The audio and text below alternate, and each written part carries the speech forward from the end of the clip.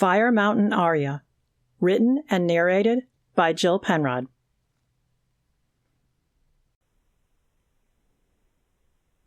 Chapter 2. 20 days wasn't long. For 20 days or so, the light disappeared, and during those days I visited everyone and yet saw nobody. I intruded on their family times, was thanked, and the door was closed behind me as I left, keeping me out. I was the delivery person, nothing more, and they didn't give me a second thought. Alma celebrated dim note by curling up in a blanket near the heat pit and reading old books. She'd read them dozens of times, but she only read once per year, for 20 days. She and the others traded books, but still, everyone in the tribe had read everyone else's books more than once. There were no new stories to tell. Because I went out every day during the dark days, we had no games. I came home freezing and exhausted from walking and hauling, and I curled up in a blanket of my own and went straight to sleep. So I wasn't much of a companion for those days. On the 5th day of dim note, I was walking to the farthest boat from ours. I wouldn't make it home tonight, but that was understood, and the Olsen family had asked me to stay overnight. Tomorrow, then, I would make another delivery and stop at the trading spot to see if the Skavari needed anything traded. Possibly we needed more heating ore, but I didn't know that. Papa Olsen would have that information for me as the head of the trading committee. The sky was brilliant tonight, tiny twisting ribbons of light overhead appearing to be the only light in the world. I watched the lazy motions of the heavens and laughed at the realization it was noon. Stargazing at noon. The entire mountain was silent, as though it simply waited for the light to return, frozen in icy peace. A light wind shifted the nearby trees, and the distant mountaintop rendered green and purple as the auroras lightly danced overhead. The show was muted, but I watched, always amazed by the display. I didn't know what caused the frozen sky to dance with colors, but I knew it was beautiful and otherworldly. The auroras glowed year-round in the darkness, but only during dim note was I able to gaze at it any time I looked up, day or night. "It's amazing, isn't it?" a voice asked. I nearly jumped out of my skin, startled, and I turned and found a man sitting on a small ridge of rock, staring at the sky and then turning toward me. We were at the edge of the lake, where stones led to the cliffs at the base of the mountain range. Montefallo was an extinct volcanic crater, a circle of stone surrounding a clear, deep lake, all of it frozen for much of the year. I was halfway between the highest peak, where the Skavari lived, and the side of the lake where my tribe was moored this summer. This man was Skavari, and I didn't understand what he was doing here. All my senses tingled at his presence. Surprise? Delight? I had no idea. I'd never felt anything like it. "It is," I answered. I wasn't afraid.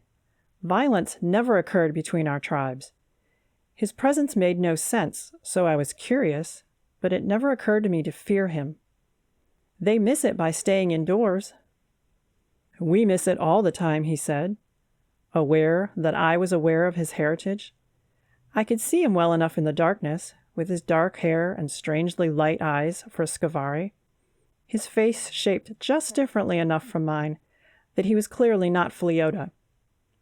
Living beneath the rocks has its disadvantages. "It's warm, though," I said. "You come out into the cold to see the stars?" "Wait, you have no Letstoffer." "Nor do you," he said. I stopped, wondering if that meant... Was he another like me? That wasn't possible.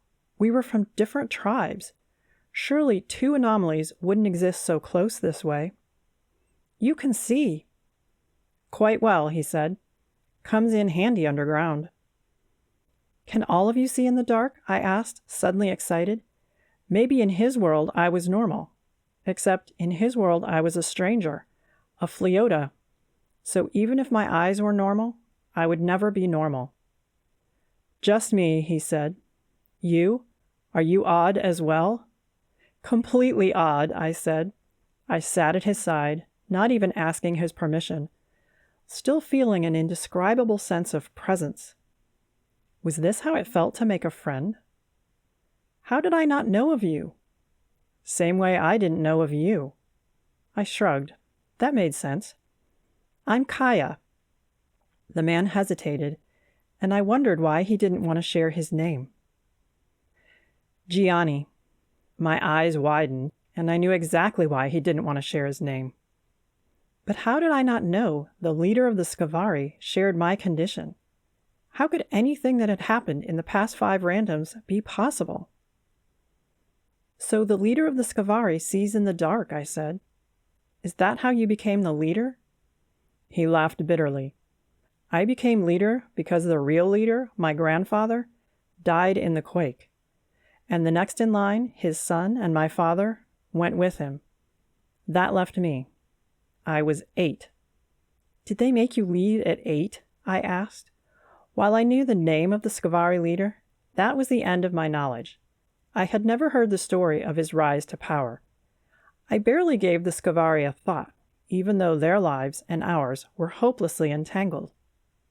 No, they asked one of my friend's older brother to lead. He did, not happily, until the moment I turned 14. 14, I said. That seems young. I agree, Gianni said. But I could do this handy trick, you see.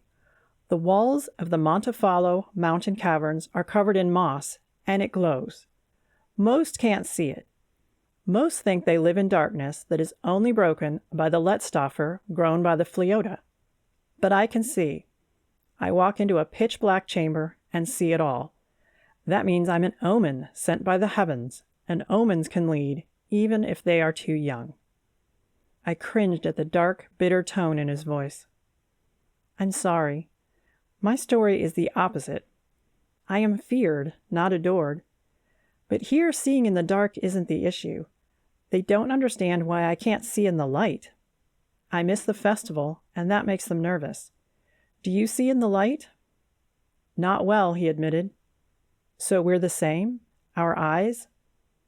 I don't know, I said. I see on the darkest nights, even stormy, cloudy nights. On parafilete days, I wear coverings over my eyes, slotted glasses, but the glare still blinds me. I stay indoors while the rest are outside. Yes, he said, I am the same. Slotted glasses, did they help? Some, I said. I rarely leave the mountain in the daylight. I dream of it, what it must look like, the colors, and the way the sunlight moves through the trees and over the water. But if I try to witness it myself, my eyes run and my head throbs, and it's so bright my entire body aches. So you come into the night, I said, into the darkness. Rarely, he said. They have a million things for their otherworldly leader to do. Seeing the beauty of the above world is not on their list of approved activities. I hurt with his tone, sad and lost. I knew how that felt. My situation was different, but alone and misunderstood is alone and misunderstood regardless of circumstance. You escaped then? I asked. I'm looking at the weather. I hope to come and find it storming. And why do you look for storms? Because a distant crash of thunder isn't frightening, but it's not storming. Has it stormed in the past few days or weeks? We get very few thunderstorms in the icy season, I said. Why do you want thunder? He ran his hand through his dark, wavy hair.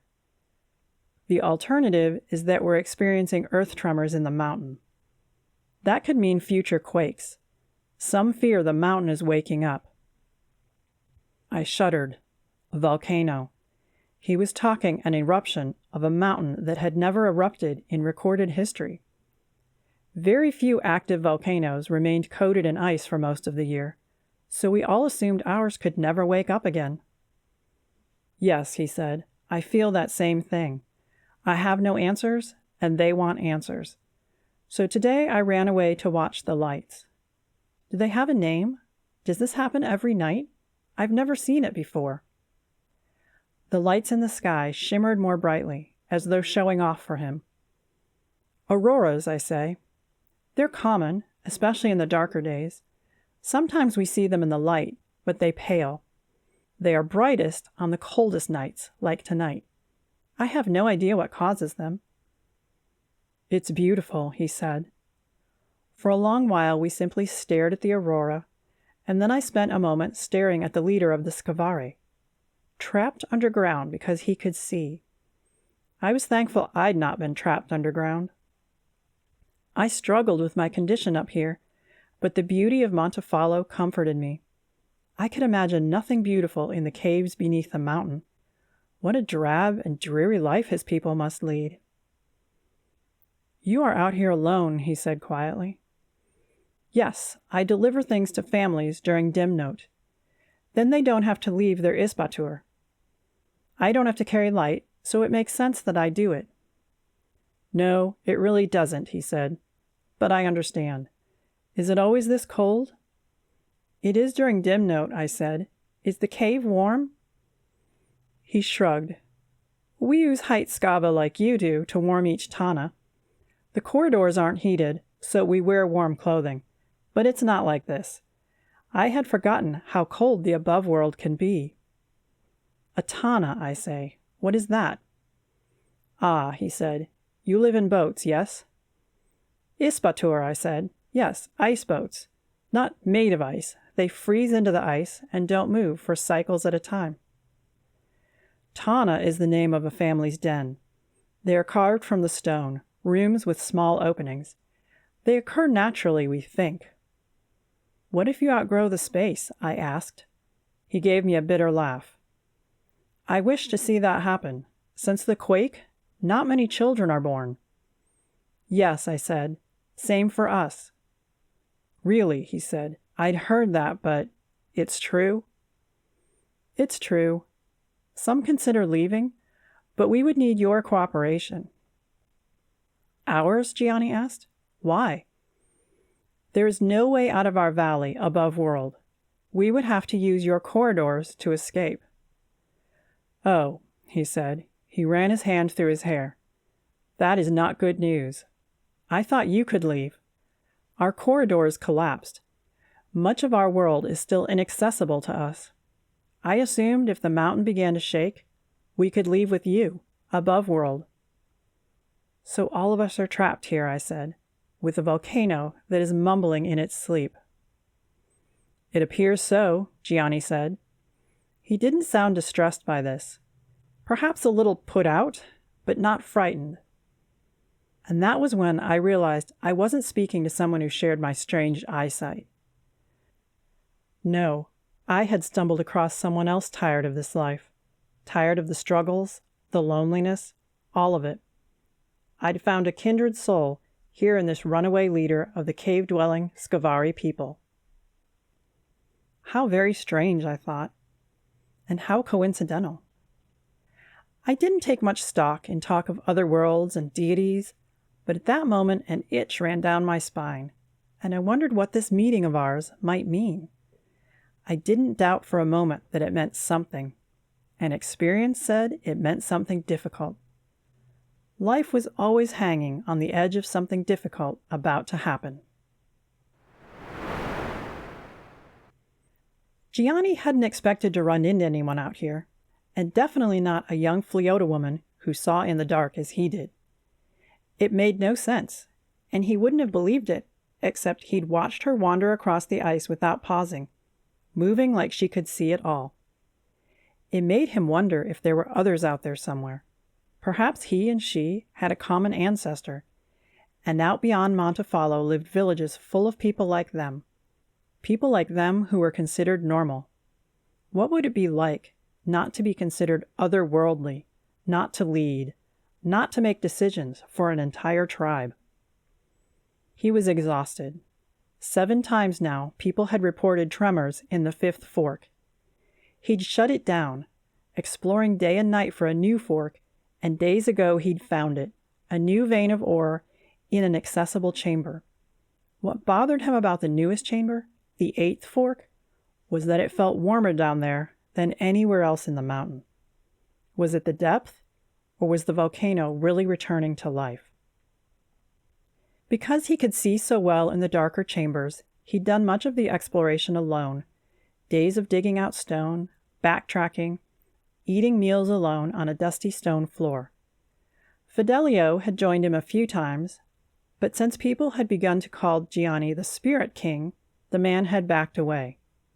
Surely Fidelio didn't believe that nonsense, but for some reason, the ideas of the people turned him off. Now, while his people rested in their tana with their families, he was here, wandering the ice. He hadn't said this to Kaya, but he was lost. He knew his way home, of course, as the mountain was huge on the horizon, but he didn't know where he was in relation to anything else. Where did the Fleota live? Where was the edge of the lake, and was he safe near the edges? Did any water run this time of year? It must, or the above-world people would die. Did they punch through the ice to draw it? How had he gotten this far with no understanding of the people who shared this valley with him? "Where were you heading when I startled you?" he asked Kaya. She laughed. "To the Olsens Ispatur. I'll bring in their supplies, and I plan to stay there till morning. It's too far for me to get home tonight. Not that night and day mean much right now, but my body knows it needs sleep at regular intervals." She tilted her head. "How do you do it underground? How do you know when it's day or night?" "Not all of us are underground, or not entirely underground. We mine below, but many of the tana are deep in stone overhangs at the surface. They stay warmer than the above-world air, and they let in light. Those people keep the schedules for the rest of us. During the darkest, coldest days, though, they move down. Then someone uses Letstoffer to keep track of the time." "You live below, then?" she asked. "I do. It makes sense for me to give the above-world housing to someone who can look around during the bright days." "So you never see the daylight? Even the sunrises or sunsets when it's not so bright?" He shrugged. She found his life sad. That was interesting, because he thought people who had to live above world in the cold, facing storms and wind and rain, were also sad. "Well, we have 15 days before the next sunrise," she said with a smile. "Maybe a little more. For a few years now, dim note has been longer." He didn't see color well in the dark, but it wasn't that dark out here. The auroras danced with light, and ribbons of stars filled the skies. However, the auroras painted everything in strange colors, so what he saw wasn't quite real. He thought her hair was light brown, perhaps dark blonde, much lighter than the hair of a Scavare. He thought it was lovely. "I should let you get back to it," he said, rising. She stepped back, and then she looked up. He was very tall, which only added to the stories of his otherworldliness. He wished he was normal in even one way, but he wasn't. "I wish you well." "Wait," she said. She tilted her head. "Tomorrow I head to the trading site. Usually nobody wishes to trade during the dim note, but I still visit every 3 or 4 days. Can you tell me if your tribe wishes to trade tomorrow? If they don't, I won't stop by. I'd like to get home and see my Amma. She isn't well. She's one of the oldest people in our tribe." "How old?" he asked. Someone old. How long had it been since he'd conversed with someone old? 71, she said proudly. Her body moves more slowly now, and she gets very cold, which means we spend more than most on Height Skava, but her mind is still what it's always been. I hope it remains that way." "So she is wise," he said. "I think so, yes." "And she was an adult during the quakes, an older adult even." She nodded, looking puzzled. "Why does this matter?" "Can I visit her? We have no elders among the Scavare. I haven't spoken with an elder in ages. I'd love to speak with her about the quakes, about anything that might have let them know it was coming. I was a child. Everyone in my tribe was young save a few, and those have no answers for me. But even those who were older weren't much older." "So you were left with a tribe of children?"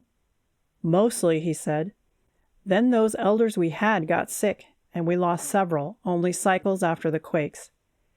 Things changed below, and the elders coughed and got fevers and died." Oh, Gianni, she said sadly. And at 14, you led them. At 14, I was one of the oldest of the group. 6 were older than me, but nobody was more than 5 years older than me. Yet you managed to continue mining. We had no idea you were enduring that. Or maybe my leaders knew, but I didn't. We hid it as well as we could. Our elders didn't trust one another, and we'd been taught to be cautious with your people.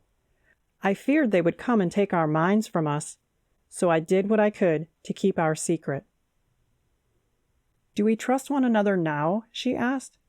Gianni grinned at the question, because he was sure she knew the answer. We're too busy to worry about it. Are you busy out here? With so few people, and with so many mines still inaccessible, we stay plenty busy staying alive. Making your people into the enemy isn't worth my time. She laughed at this answer, and he felt something shift in the air around them. Her presence here was so unexpected, so delightful, that he felt her like an imprint on the dark world around them. I like you, Gianni of the Scavari. I'd be happy to introduce you to my ama. You didn't tell me if you had anything to trade. Because I don't know. I put people in charge of that and let it happen without much input. I spend most of my time in the dark looking for new veins of Heitskava and trying to open closed passages. You're always in the dark? She asked. It's not that dark. Not to me. She didn't look like she believed this, but she said nothing else. They walked together for a few randoms, crossing the ice. She wore thick boots, likely spiked, and his weren't sure on the ice, so he knew he slowed her down, but she didn't seem to mind. Would you like to meet the Olsons? She asked. Because if you come with me, you're going to meet the Olsons. I don't know if they have room for you to stay. He felt his cheeks warm. Apologies. I'm not trying to follow and get in your way. I'm just at loose ends. I'm tired of digging in the rubble. The past weeks with the tremors have taken more finesse than I have with people. If my family had survived, I never would have ended up the leader of this tribe. I have no skills for it. And why had he admitted that? Fidelia would pitch a fit if he knew their leader was admitting his fears and weaknesses to a Fleota. Likely he'd have a fit if he knew Gianni was out here at all. I'll leave you then, he said. Apologies again. Gianni, she said gently, no need to apologize. I know what it's like to feel lost. We're not like them, and yet we are exactly like them, and we wish they could see that. Yes, he said. She'd put his feelings into words perfectly. I will see you again. I look forward to it, she said, and he wandered back toward the mountain, toward home. Tomorrow, though, he planned to meet her at the trading spot and visit with her ama. He needed the wisdom of age, because he had no idea how to deal with a trembling mountain on his own.